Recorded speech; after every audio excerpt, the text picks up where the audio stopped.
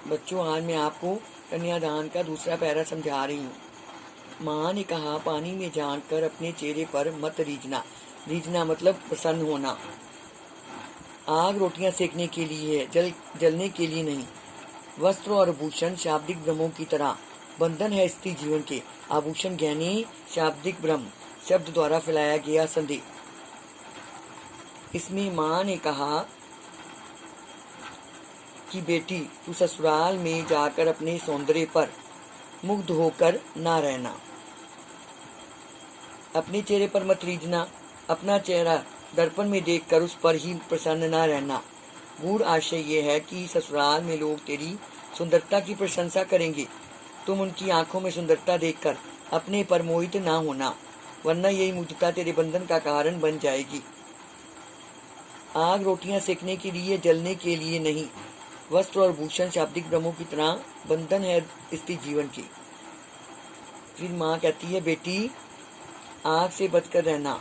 यह रोटियां सेकने के लिए है, जलकर मरने के लिए नहीं।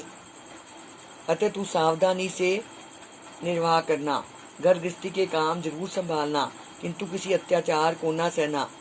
तुझे जो सुंदर सुंदर वस्त्र और गहने मिलेंगे, उनके छलावे में न रहना। ये बहू को घर गृहस्थी के बंधन में बांधने के मोहक अस्त्र होते हैं।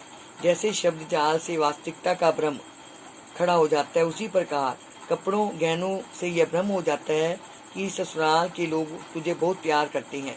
वास्तव में ऐसा करके तुझे कोल्लू में पेलते हैं। इसलिए अपनी बेड़ियों को अच्छी तरह समझ लेना। माँ ने कहा, लड़की होना पर लड़की जैसी दिखाई मत देना। माँ ने कहा कि तू मन से लड़की की तरह भोली, सरल और निश्चल रहना, परंतु लोक व्यवहार में सावधान रहना। अपनी सरलता प्रकट न होने देना, वरना लोग तुझे मूर्ख बनाकर तेरा शोषण करेंगे। हाँ, इसमें ये क्वेश्चन पूछ सकते हैं कि इसकी भाषा कौन सी है।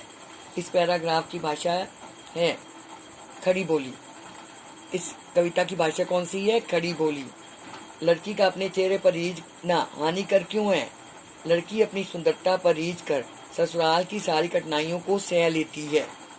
इसमें आगे क्वेश्चन आ सकता है, कविता में आग के माध्यम से समाज की किस समस्या की ओर संकेत किया गया है?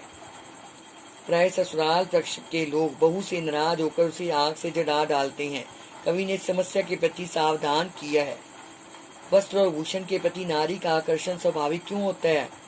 उत्तर, नारी सुंदर दिखना चाहती है, इसलिए उसका वस्त्र और भूषणों के लिए स्वाभाविक आकर्षण होता है। माँ ने उन्हें बंधन क्यों माना है? माँ वस्त्रों और भूषणों को स्त्री का बंधन मानती है। कारण यह कि नारी इनके आकर्षण में फंसकर ससुराल की बहुत सी मनमानियां झेल लेती है। माँ ने बेटी को यह सब सीख क्यों दी? माँ ने अपनी बेटी को ससुराल में होने वाले शोषण से बचाना चाहती है, इसलिए उसने अपनी बेटी को यह सीख दी।